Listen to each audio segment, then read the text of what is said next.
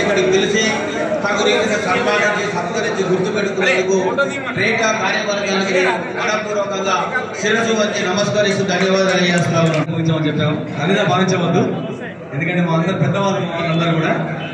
అలానే మనలకు వేదికను అలంకరించిన పెద్దలకు నా పేరు అంటే సూచనలు అండి. మనము జీవితాంతము చదువుకున్న తర్వాత ఉద్యోగం చేస్తూ 30 సంవత్సరాలు 40 సంవత్సరాలు పిల్లల పెళ్లిళ్ళు అవి చేస్తున్నాము. నా రిక్వెస్ట్ ఏంటంటే మన శేష జీవితము సేవాభావంతో చేస్తే బాగుంటుందని నా యొక్క సూచన.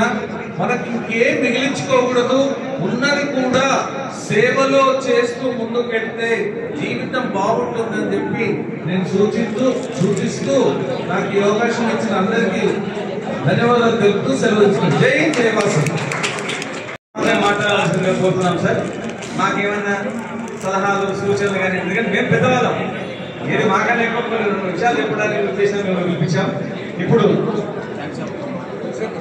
గౌరీశంకర్ గారి 2 విషయాలు మాట్లాడాల్సిందిగా సభా సరస్వతికి నమస్కారం. ఇంకా పెద్దలకు మిత్రులకు అందరికీ నమస్కారం. పెద్దలు ఎందుకు అంటున్నానంటే, నేను రిటైర్ అయ్యి 15 సంవత్సరాలు అయ్యింది.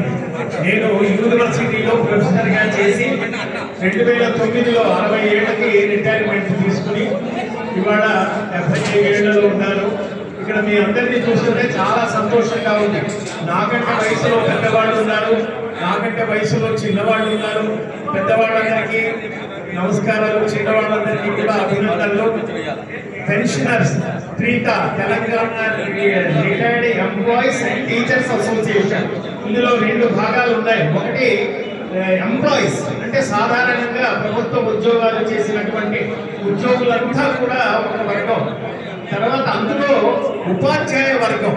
ఈ 2 వర్గాలు కలిస్తేనే ఈ ప్రభుత్వం కానీ ఈ వ్యవస్థ కానీ నడుస్తుంది.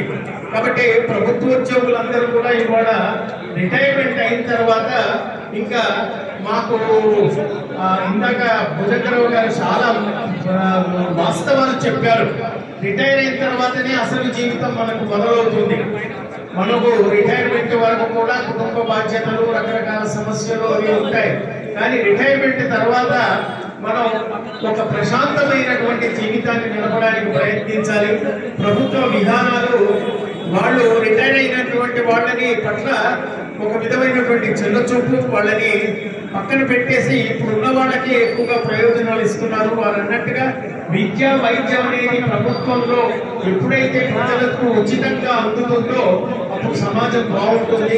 కాబట్టి మనం రిటైర్ అయిన తర్వాత ఎక్కువగా వాటి మీద ధ్యాస పెడితే ఆరోగ్యరీత్యా మనం ఇబ్బందులు పడతాం. కాబట్టి మనం ప్రశాంతమైన జీవితాన్ని నడుపుకోవాలి. అంటే వయోధికులం కాబట్టి వయోధికులు వయస్సు దాటినటువంటి వాళ్ళు కాబట్టి వృద్ధులనగానే అదేదో ఇన్ఫీరియారిటీగా ఫీల్ కావద్దు.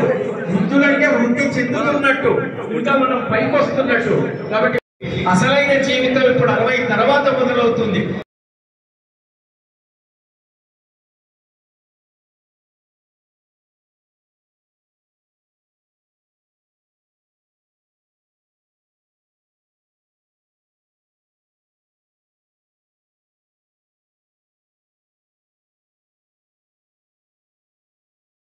ముచ్చటగా 3 విషయాలు 1 నిమిషంలో నేను ముగిస్తాను.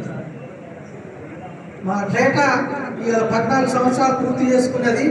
ఈ డేటా ఆధ్వర్యంలో ఇంత ఘనంగా ఈ పెద్ద సమావేశము నిర్వహించడానికి ముఖ్య కారకులు, ముఖ్యమైన వ్యక్తి, ఏ స్థలంలో అయితే కూర్చున్నామో ఆ స్థల దాత నక్క శ్రీనివాస్ గారికి ఒకసారి అందరూ గట్టిగా చప్పట్లు కొట్టారు.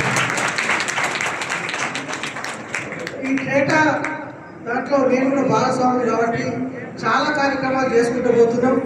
మరి ఇలాంటి కార్యక్రమాలు ముందు మా వెంకటయ్య గారు, మా వినోదన్న కలిసి ఇంకా పెద్దగా చేయాలని, మా అందరి సహకారంతో పెద్ద కార్యక్రమాలు చేయాలని కోరుకుంటూ, ఇంకొక విషయం, నిజానికి ఇవాళ ఇక్కడ ఉన్న అందరి ముఖాలలో ఒక చిరునవ్వు ఆనందం నాకు కనిపిస్తుంది. ఇలానే మనం బతికినన్ని రోజులు ఈ చిరునవ్వుతోని ఆహ్లాదంగా హాయిగా మనవాళ్ళతో మనవరాళ్ళతో మీ యొక్క జీవితాలు గడపాలని కోరుకుంటూ, మరి ఇంకొక విషయము, పురాణాలలో ఇతిహాసాలలో రాసిన వాటిని కనుక మనము పూర్తిగా నమ్మితే కొంతమంది ఆగమైపోతుంది. ఒక్కటి చెప్తా, మా మనవాడు ఫస్ట్ క్లాస్ స్కూల్లో సరస్వతి దేవి ఫోటో పెట్టాడు, ఆమె చేతిలో వీణ ఉంటుంది. వాడు అడుగుతుండు, తాత ఈమె మ్యూజిక్ టీచరా లేకపోతే ఏంటి అని నన్ను అడుగుతున్నాడు. అరే బాబు నీకు ఇప్పుడే అర్థం కాదంటే చెప్పరాదంటే బాబు ఏంటి ఆ మ్యూజిక్ టీచర్ను సరస్వతి దేవిగా కొలుస్తున్న అడ్రస్ లేని సరస్వతి దేవిని ఎలా కొనాలో అర్థమైతే లేదని చాలా మంది మిత్రులు చెప్పుకుంటారు. వాస్తవానికి వారికి అడ్రస్ ఎక్కడ లేదు, ఏ స్కూల్లో చదివిందో ఇప్పటి వరకు ఎవరు చెప్పలేదు, చెప్పాలి కూడా. తర్వాత రాముడు రాజు మంచి బాలుడు, రావణాసురుడు మంచి బాలుడే. కానీ భార్యను అనుమానించి గర్భవతి ఉన్నప్పుడు అడవిలో పంపుడు ఎంతవరకు కరెక్ట్, అది ఆ పురాణంలో రాసుకున్నాం. అది అంటే కవి భావన ఆ విధంగా రాసుకున్నాడు. కానీ వాస్తవానికి నిండు చూడాలను అనుమానించి అడవికి పంపి అగ్ని ప్రవేశం చేసిన వాళ్ళు కరెక్ట్గా దేవుడు ఎట్లయితే నాకు అర్థం కాలేదు. దీంట్లో ఎవరన్నా నాకు సమాధానం చెప్పిన తర్వాత నేను నేర్చుకుంటాను. Okay, thank you. ఇంకొక విషయం మా నక్క సీనన్న గురించి చెప్పాలి. మేము సీనన్న పక్క ఇంటి ఎదురుగానే ఉంటుంది, 7 సీనన్న ఇంటి ఎదురుగా.